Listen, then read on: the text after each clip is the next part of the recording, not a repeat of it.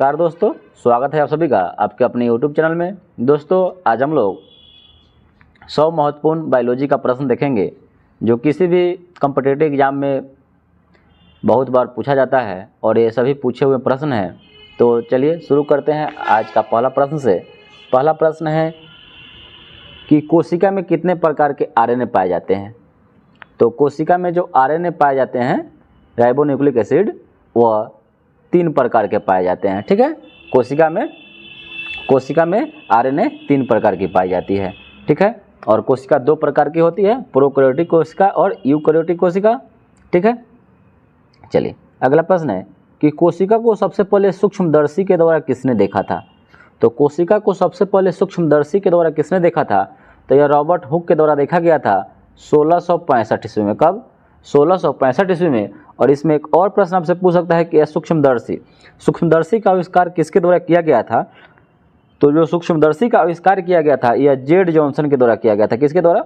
Z Johnson के द्वारा। ये भी बात याद रखिएगा, बहुत ही इंपॉर्टेंट प्रश्न है।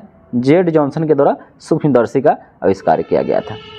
अगला प्रश्न है किसके कारण पादप कोशिकाएं जंतु कोशिकाओं से भिन्न होती है। ठीक है, यानी डिफरेंट होती है। तो जो पादप कोशिका में जो होती है ना, यह दृढ़ कोशिका भित्ति पाई जाती है। ठीक है, जो जंतु कोशिका में नहीं पाई जाती है। तो कोशिका भित्ति केवल पादप कोशिकाओं में पाई जाती है, जंतु कोशिकाओं में नहीं पाई जाती है, जिसके कारण दोनों एक दूसरे से भिन्न होते हैं।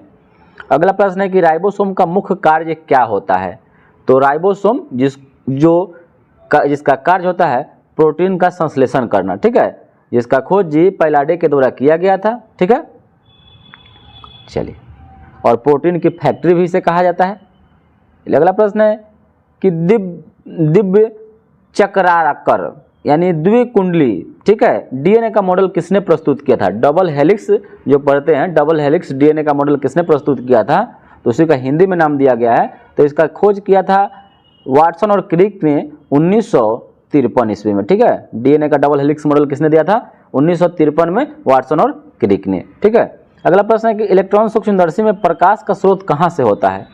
तो इलेक्ट्रॉन सूक्ष्मदर्शी में जो प्रकाश का स्रोत होता है वह इलेक्ट्रॉन किरण पुंज से होता है। ठीक है, चलिए अगला प्रश्न है कि जीवन की भौतिक आधारशिला कौन सी है।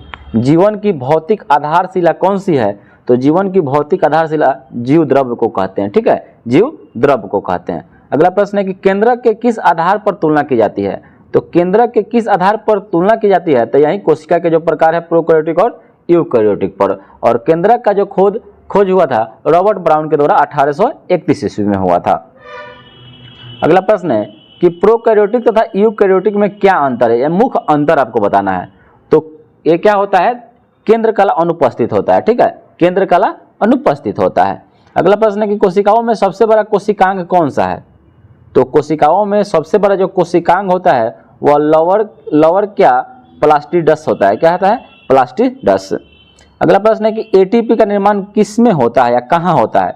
तो एटीपी का निर्माण माइटोकॉन्ड्रिया में होता है। और एटीपी का फुल फॉर्म आपसे बहुत बार पूछता है, तो इसका फुल फॉर्म होता है एडिनोसाइन ट्राइफॉस्फेट। क्या होता है? एडिनोसाइन ट्राइफॉस्फेट होता है। और माइटोकॉन्ड्रिया का खोज ऑल्टमैन के द्वारा किया गया था, लेकिन इसका जो नामकरण पूछ देगा आपसे तो नामकरण बेंडा के द्वारा किया गया था। और माइटोकॉन्ड्रिया को कहीं कहीं आपको सूत्र कणिका भी लिखा रहेगा, तो कंफ्यूज नहीं होइएगा।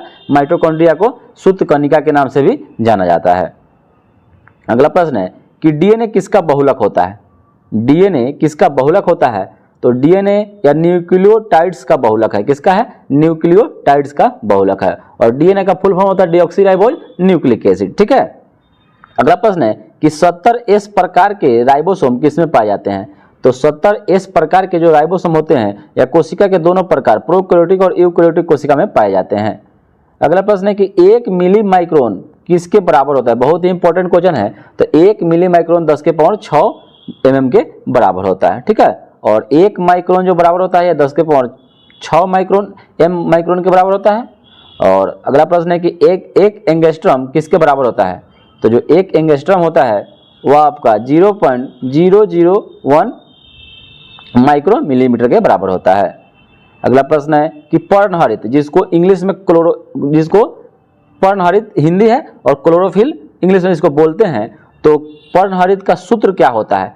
तो पर्णहरित का जो सूत्र होता है वह C55 H72O5 नाइट्रोजन 4 N4 और Mg। देखिए लास्ट में आपसे Mg, तो आपसे मेन यही है, फॉर्मूला आपसे पूछे या ना पूछे लेकिन आपसे पूछ देगा कि पर्णहरित में कौन सी धातु पाई जाती है, तो यह है मैग्नीशियम पाया जाता है। क्लोरोफिल में मैग्नीशियम पाया जाता है, तो यही है C55H72O5N4 Mg। ठीक है।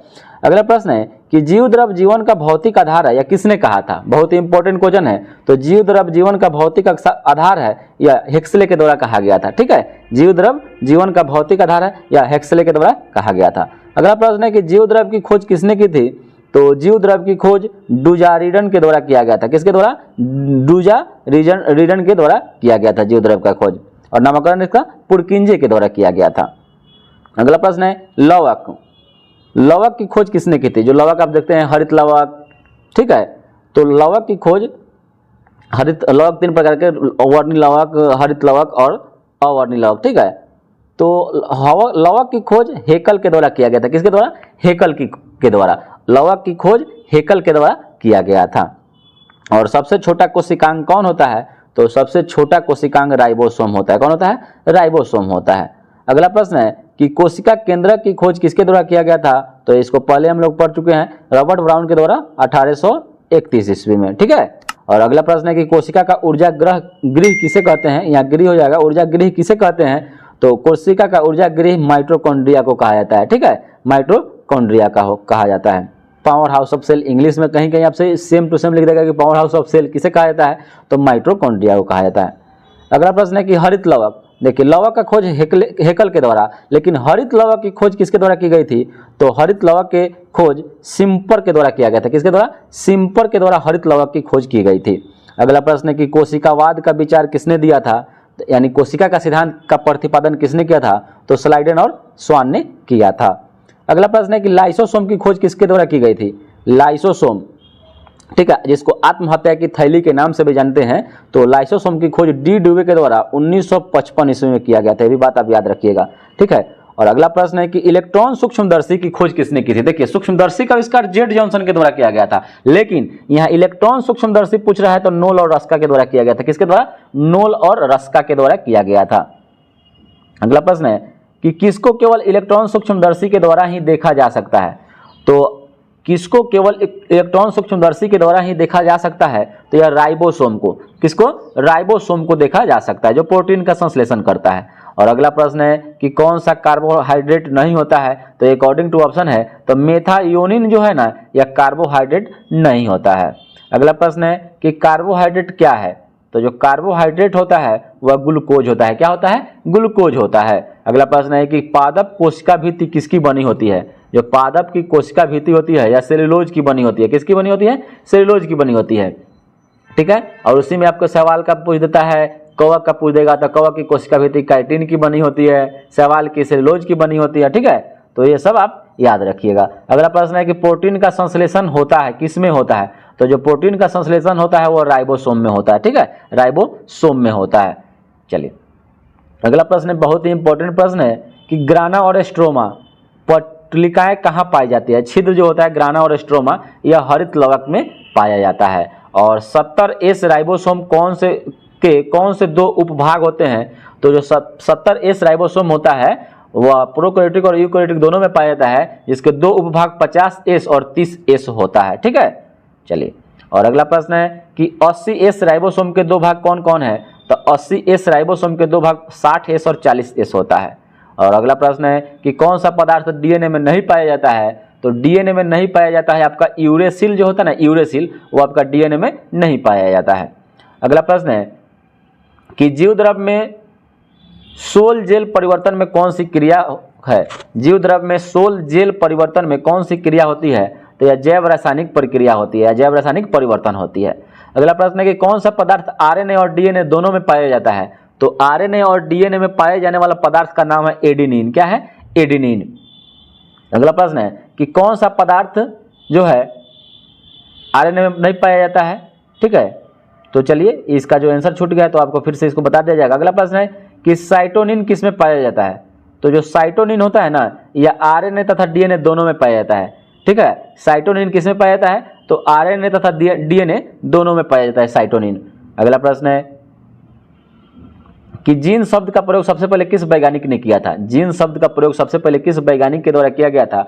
तो जीन शब्द का प्रयोग सबसे पहले जोहानसन ने किया था 1909 ईस्वी में। ठीक है, 1909 ईस्वी में जीन शब्द का प्रयोग सबसे पहले जोहानसन ने किया था। और अगला प्रश्न है कि मैक क्लिंटोक, ठीक है, जिसका पूरा नाम है बारबरा मैकक्लिंटोक, ने किस पौधे पर आनुवंशिकता का अध्ययन किया था। ठीक है, तो यह है मक्का के पौधा पर। ठीक है, चलिए अगला प्रश्न है कि ट्रैफिक पुलिस को क्या कहा जाता है। ट्रैफिक पुलिस बायोलॉजी के शब्द में आपको बताना है, तो गोल्जी काय को ट्रैफिक पुलिस कहा जाता है, जिसका खोज कैमिलो गोल्जी के द्वारा किया गया था।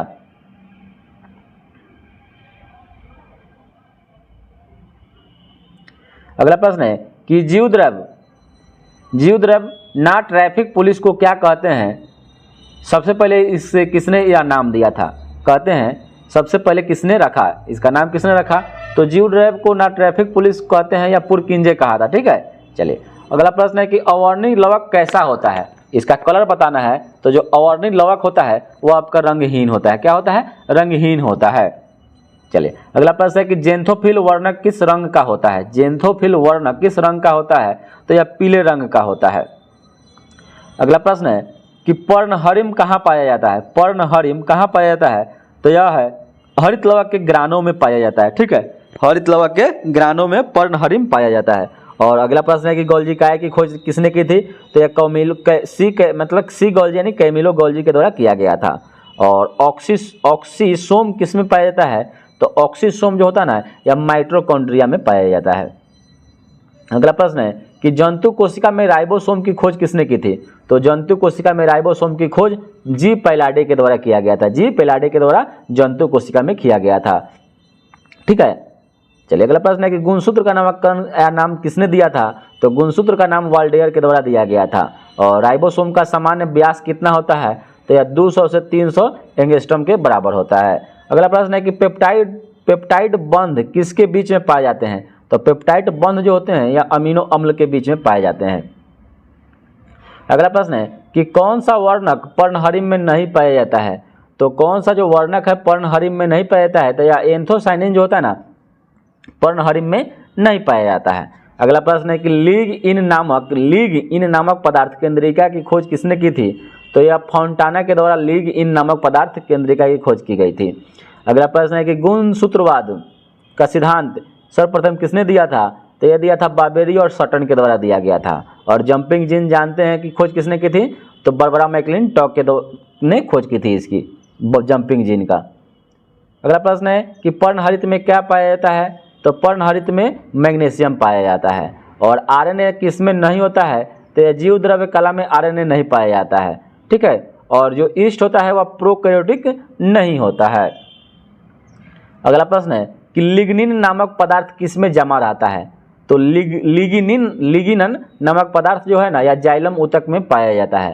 अगला प्रश्न है कि केंद्रिका का कार्य क्या होता है। तो केंद्रिका का जो कार्य होता है वह राइबोसोम का निर्माण करना होता है। अगला प्रश्न है कि गोल्जी काय किसका समूह होता है। तो गोल्जी काय समूह का ही होता है। अगला प्रश्न है कि डीएनए किस में पाया जाता है। तो जो डीएनए होता है या माइटोकॉन्ड्रिया और केंद्रक दोनों में पाया जाता है। चलिए अगला प्रश्न है कि जेनेटिक कोड किस में मिलते हैं।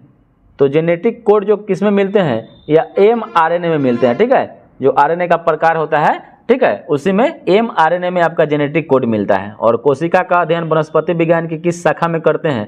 तो यह कोशिका विज्ञान में ही करते हैं। चलिए अगला प्रश्न है कि आत्मघाती थैली किसे कहते हैं, या आत्महत्या की थैली लाइसोसोम को कहा जाता है। अगला प्रश्न है कि जब हरे टमाटर पककर लाल हो जाते हैं तो वह किस में विघटित होकर बदल जाते हैं। तो यह है कि हरित लवक विघटित होकर वर्णिल लवक में बदल जाते हैं, क्योंकि वर्णिल लवक का ही काम है रंग का काम करना। अगला प्रश्न है कि कोशिकाओं के कुल डीएनए में कितने प्रतिशत भाग कोशिका द्रव्य डीएनए का होता है। तो 1 से 5% जो होता है ना, यह कोशिका द्रव्य डीएनए का होता है। चलिए अगला प्रश्न है कि ऋतिका किस झिल्ली द्वारा घिरी होती है। तो जो ऋतिका होता है ना, या टोनोप्लास्ट के द्वारा घिरी होती है। अगला प्रश्न है कि कोशिका झिल्ली का प्रमुख कार्य क्या होता है। तो कोशिका झिल्ली का जो प्रमुख कार्य होता है वह कोशिका में अंदर बाहर जल तथा घुलनशील पदार्थों के आवागमन का नियंत्रण करता है। चलिए अगला प्रश्न है कि डीएनए की श्रृंखलाएं किससे बंद होती है। तो डीएनए की जो श्रृंखलाएं होती हैं वह हाइड्रोजन बंध से बंधी होती है। अगला प्रश्न है कि गुआनिन और साइटोनिन के बीच में कौन सा हाइड्रोजन बंध होता है? तो ये में तृतीय बंध जो होता है, ठीक है, तृतीय बॉन्ड पाया जाता है। अगला प्रश्न है कि डीएनए केंद्रक के अतिरिक्त किस कोशिकांग में पाया जाता है? तो डीएनए केंद्रक के अतिरिक्त किस कोशिकांग में पाया जाता है? तो यह माइटोकॉन्ड्रिया में पाया जाता है। अगला प्रश्न है कि जीन की क्रियात्मक इकाई क्या होती है? तो जीन की क्रियात्मक इकाई को सिस्टोन बोलते हैं। क्या बोलते हैं? सिस्टोन बोलते हैं। और जंपिंग जीन जिसका सिद्धांत बारबरा मैक्लिंटॉक के द्वारा दिया गया था, किसमें पाया जाता है? तो यह प्रोकैरियोटिक और यूकैरियोटिक दोनों कोशिकाओं में पाया जाता है। चलिए अगला प्रश्न है कि डॉक्टर हरगोविंद खुराना को नोबेल पुरस्कार किस खोज के लिए दिया गया था? तो यह है कि आनुवंशिकी कोड की खोज के लिए हरगोविंद खुराना को नोबेल पुरस्कार दिया गया था। अगला प्रश्न है कि क्रोमेटिड क्या है? क्रोमेटिड या एक अर्ध गुणसूत्र होता है क्रोमेटिड। अगला प्रश्न है कि माइटोकॉन्ड्रिया किसमें नहीं पाया जाता है?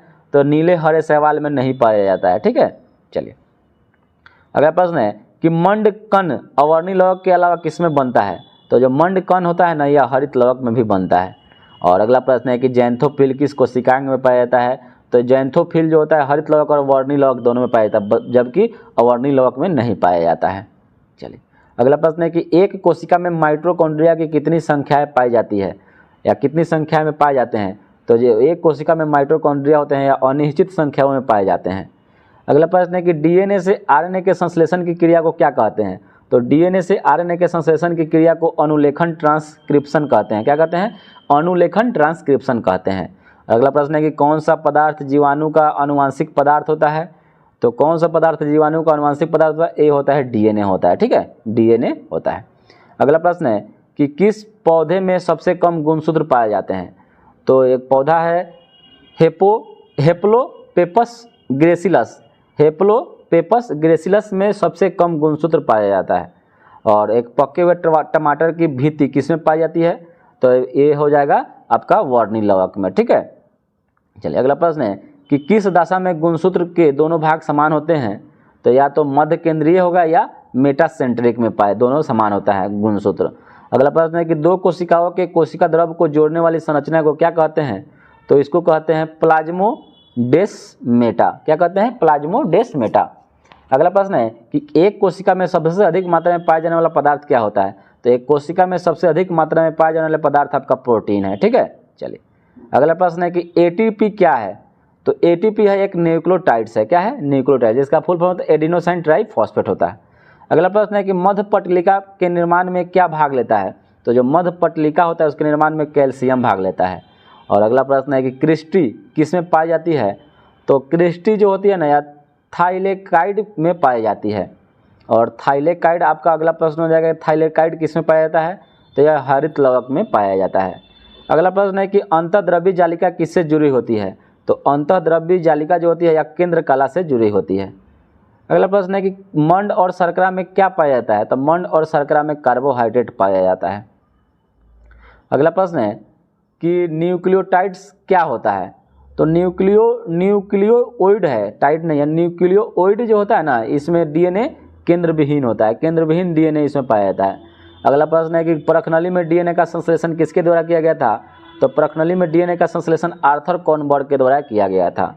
और माइटोकॉन्ड्रिया का नामकरण किस वैज्ञानिक ने किया था?